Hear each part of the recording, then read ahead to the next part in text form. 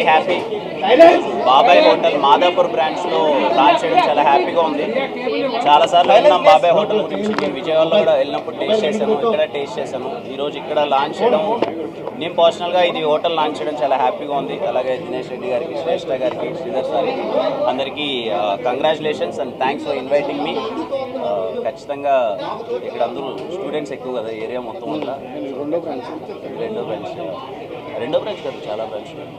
రెండో branch. Wish you all the best.